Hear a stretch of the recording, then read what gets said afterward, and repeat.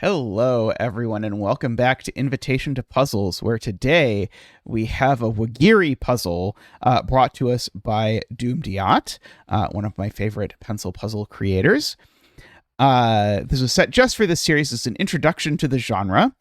It is a genre I do not know, so let's have a look at the rules.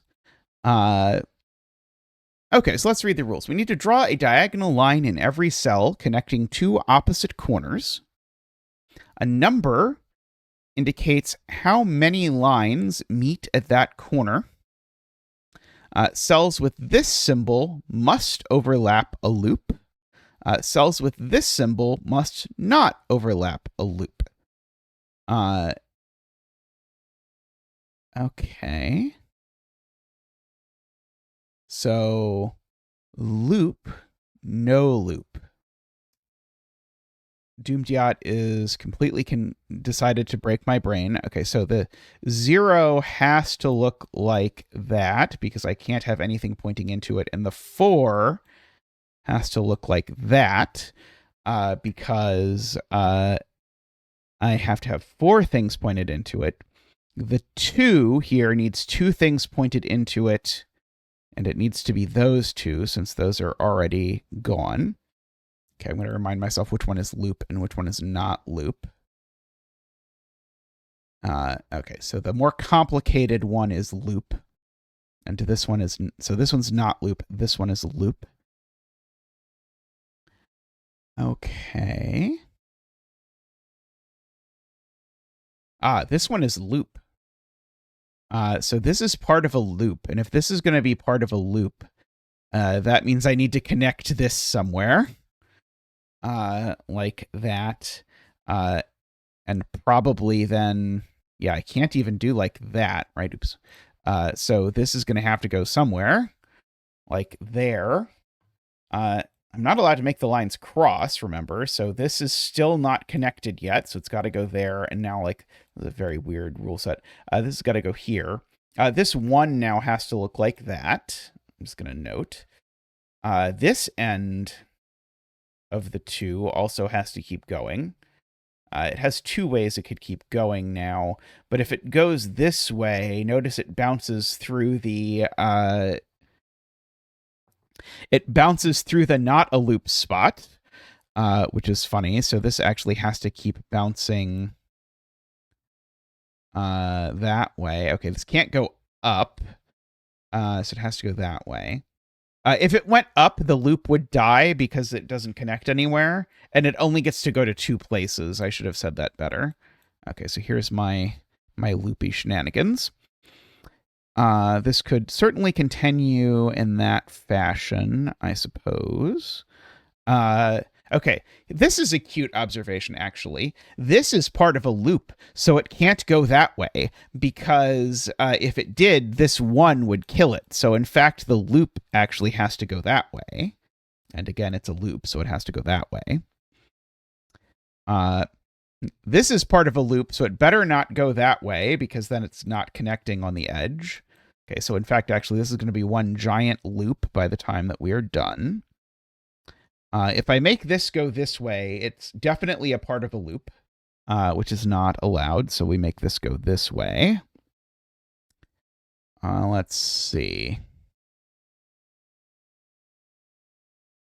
We can repeat the same argument about the 1. If this goes up this way, then we're kind of hosed because we've got one end of my quote-unquote loop that dead ends, which loops are meant not to do.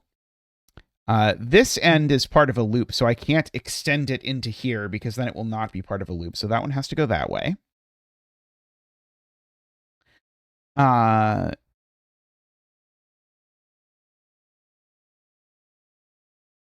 This can't come down here because if this comes down here, it will dead end. So it has to go that way, which then interestingly pushes this way. This giant, oh, I see I can do draw loop line as bold and change line color. Sure, why not? We can be colorful. Anyway, pink purple whatever color, this is loop, so it can't go that way. So that has to go that way. And now this loop has to continue, and the only way it can continue is that way. Let's see. This too will sort out someday. This bit with loop is kind of interesting. Yeah,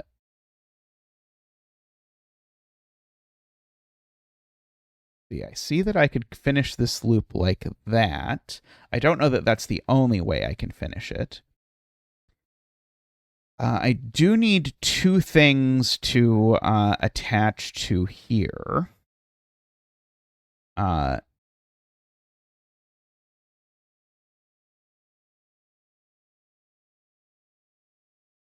this too has told me that this goes like this, and this goes like that. Oh,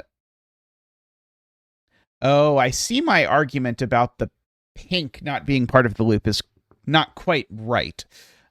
Because the pink I was talking about was definitely not part of the loop, but this pink isn't part of a loop, and this pink is part of a loop. So maybe the line coloring is maybe not as useful in this puzzle as it would be in some others. Let's see. Okay, well, this can't connect this way, because if I draw this way, I create a loop in a cell that's not allowed to contain a loop. So that has to go that way.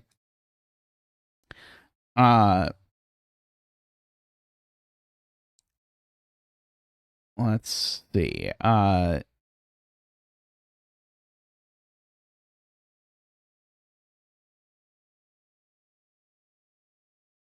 Okay, well, I can't do these two, right? If I do that, I create a loop that I'm not allowed to. So if I can't do those two, then I'm obligated to do that one no matter what. And now I can't do this one as one of the two because that would create a sort of P-shaped loop. So I have to do that one, and this one goes that way.